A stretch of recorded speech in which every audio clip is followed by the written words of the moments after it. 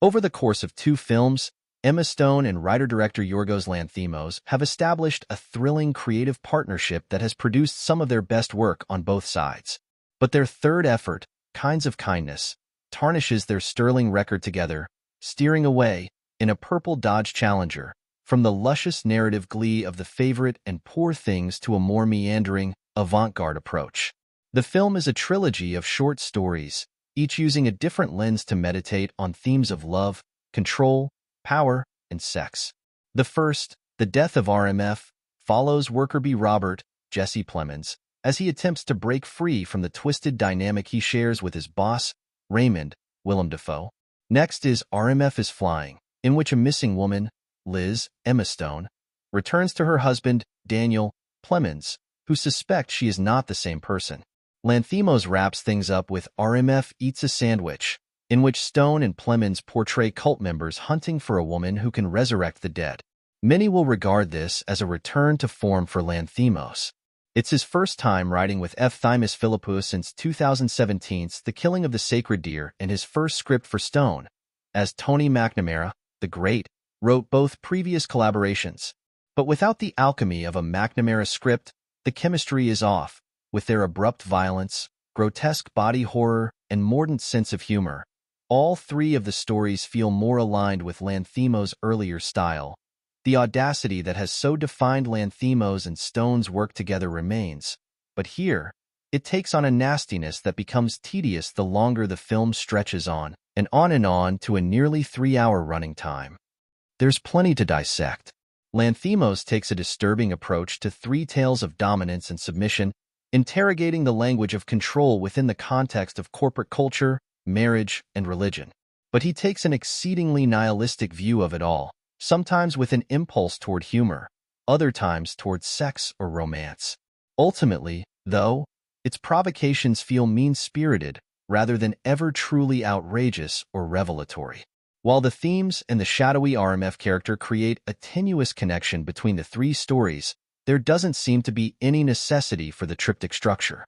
These each could play as individual short films, and little would be lost in divorcing them from their cinematic cousins. They are isolated narratives, exhibiting a cool separation between each other that, while seemingly purposeful, is also wearying. Perhaps most disappointing is that the film bears little trace of Lanthimos' signature visual genius. Kinds of Kindness appears to take place in our contemporary world, or at least, some version of it, but much of the film is shot rather unimaginatively with flat vistas, symmetrical scenery, and a sickly color palette. DP Robbie Ryan pivots from flights of fancy to suburbia at its most dreary. Yet none of it goes far enough. It's so commonplace that it's boring, and if there's an intentional drabness to it, it's too subtle to truly land, except perhaps Stone's brown suit in the final entry, which feels both ordinary and unusual all at once in the way she inhabits it like a uniform. The film truly belongs to Plemons for its first 2/3.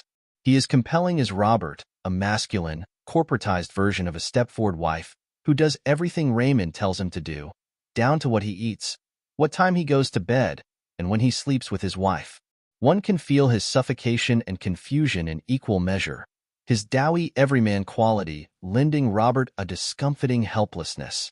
There's some suggestion that men aren't as emasculated by their wives as much as they are by their bosses. Though her role is brief here, Margaret Qualley, with a curly short hairstyle that is the spitting image of her mother circa 1998, is a standout. As Raymond's wife and accomplice in his games of control, her slinky seductiveness hides a cunning beneath her wide-eyed sexuality. In the flying segment, Plemons is once again at the center of a narrative, this time as a man convinced his wife is an imposter. Plemons sells domestic delusion with aplomb, never tipping his hand as to whether his fears are real or merely imagined. In contrast, Stone's characters in the first 2 vignettes are a step backward for her go-for-broke comedic talents. As Rita, she's little more than eye candy, a place for Plemons' Robert to channel his loneliness.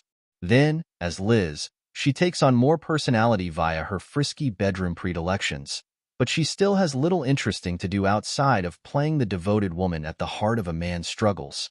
It's troubling to see her enjoyment of slightly kinky sex as her only defining personality trait, particularly when it's intent on making her the butt of the joke. At least, as Emily, she possesses agency as a woman who has chosen to abandon her husband and daughter for life within a cult led by Omi, Defoe, and aka Hong Chao. She propels the narrative forward as she is tugged back and forth between the allure of her old life and her role within the cult. Here, Stone gets to infuse her character with an unhinged quality that lurks beneath her unassuming exterior, one made all the more spectacular when she gets to truly unleash her psychosis in the vignette's climax. Emily is the only role that lets that twinkle in Stone's eye surface, as if she, Lanthimos, and the audience, if they're willing, are in on a private joke. Chow should also receive credit for doing much with very little. In the second vignette, she's a wife mourning the pending death of one of Liz's work colleagues. But her deadpan response to Daniel's insistence that their spouses are imposters is one of the only outright hilarious moments in the film. She has her meatiest role in Part 3 as well, as half of a cult-leading duo who masks her more sinister beliefs behind a kind of kindness. There is a purposeful detachment throughout Kinds of Kindness, a stilted style to the line readings that make them feel more pointedly like dialogue in a movie than the words of real people. It heightens the surrealist quality of the film, particularly when paired with the discordant choral compositions of Jerskin Fendrix's score. In all the ways Poor Things was excessive, Kinds of Kindness is ascetic, but not in an affecting way. To derive any true meaning from the film, one must have the patience of a saint, or at least a cult member. Lanthimos leans into an odd compulsion to simultaneously shock and underwhelm the audience, losing some of the keenly pointed provocations of his earlier work. Many of the film's more jarring moments feel as dispassionate as the film's dialogue and shooting style. They exist merely to shock or disgust, not for any greater narrative or creative purpose. Lanthimos' more recent entries have possessed a lust for life that is sorely lacking here. Instead of joie de vivre, watching Kinds of Kindness requires a certain kind of cinematic patience, and if you do make it through, you might be left wondering, what was it all for? Grade: C+.